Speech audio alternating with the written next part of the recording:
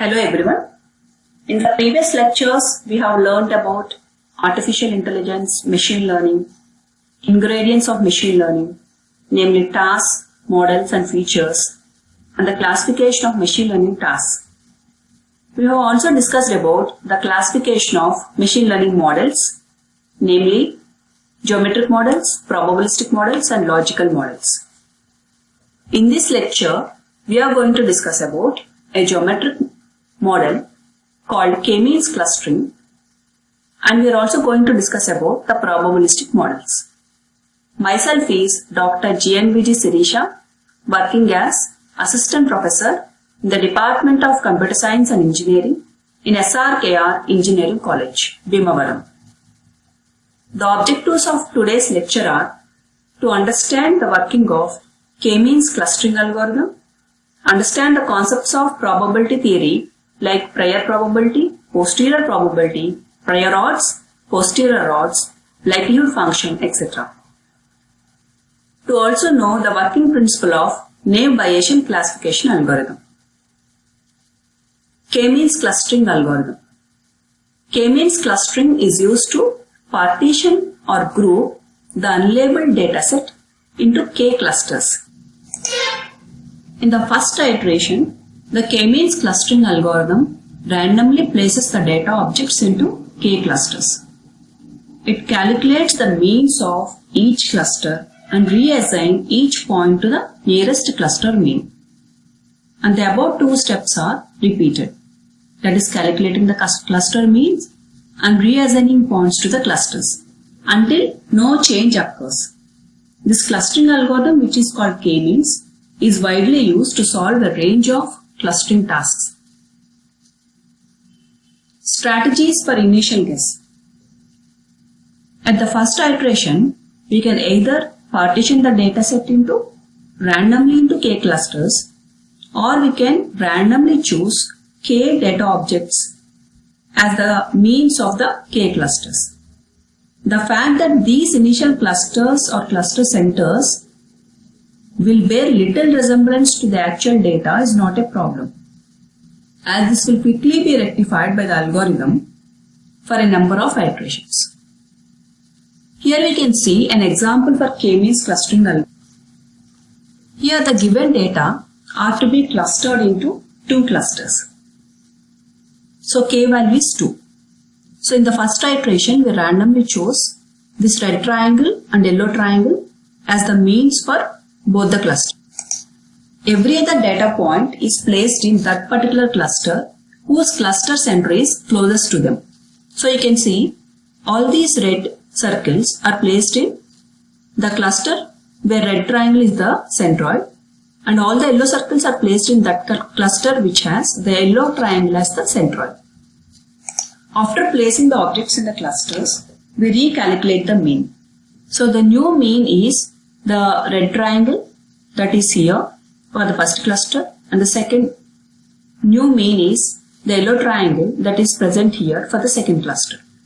After new means are calculated, all the objects should be reassigned to the clusters using the same principle that an object is placed in that particular cluster whose mean is closest to it. So now we can see previously these two objects which are present in the yellow cluster are now assigned to the red cluster because the red cluster mean is closest to them when compared to the yellow cluster mean.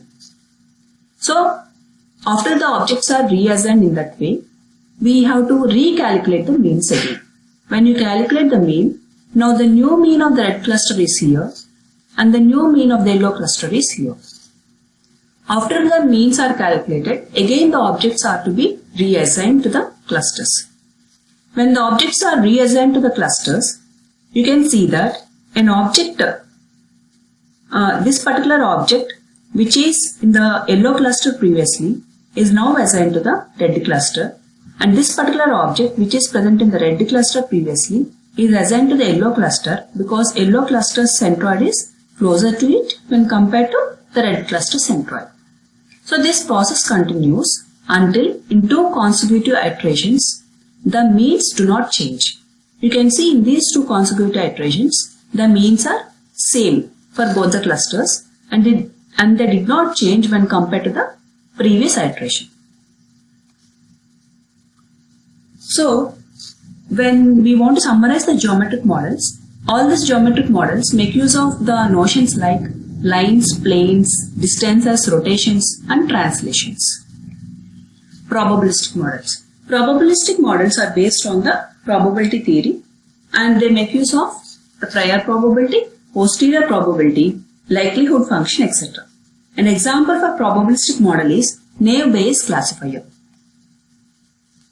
Probabilistic models. So here, let X denote an instance described by a set of features or variables. For example, X is equal to free iPod is equal to 1 and lottery is equal to 1. So X is an instance taken from the spam email detection example. Y denotes the target variable whose value we want to predict. So in the spam email detection, the Y denotes the class to which any email belongs. So email either belongs to spam class or ham class.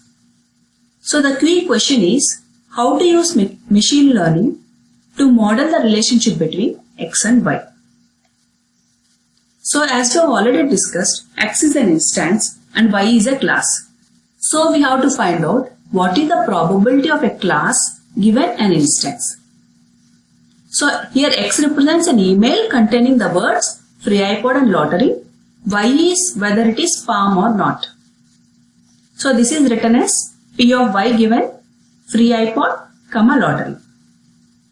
Where free iPod and lottery are Boolean variables which can contain the values of 0 or 1. For example, if P of Y given free iPod is equal to 1, lottery is equal to 0. If the email contains the word free iPod but not the word lottery, then what is the probability that the email belongs to the spam class? So this particular probability is also called as posterior probability because it is calculated only after the features X are observed.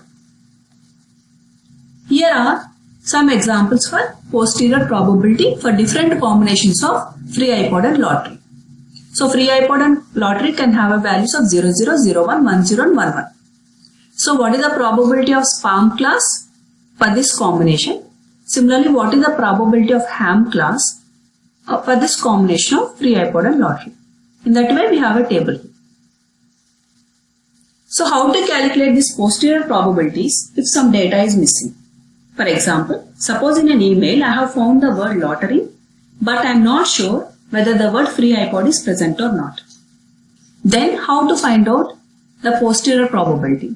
So now posterior probability becomes P of Y given lottery because lottery is already seen in the email. So this can be written as P of Y given free iPod equal to 0, lottery into P of free iPod equal to 0 plus P of Y given free iPod is equal to 1, lottery into P of free iPod is equal to 1. So the first term indicates the absence of free iPod in the email. The second term indicates the presence of free iPod in the email. So we consider both the cases and we sum up. So when we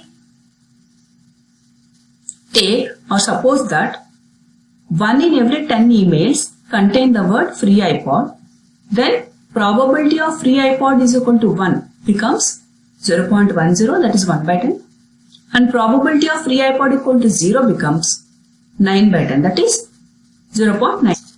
These two are called as prior probabilities. This indicates that what is the probability that an email contains the word free iPod. This indicates that what is the probability that an email does not contain the word free iPod. So when we substitute these values, we will get a value like 0.375. So if the calculated probability using this equation is greater than 0.5, then it will be assigned to spam class, or else it will be assigned to ham class. Then what is likelihood function?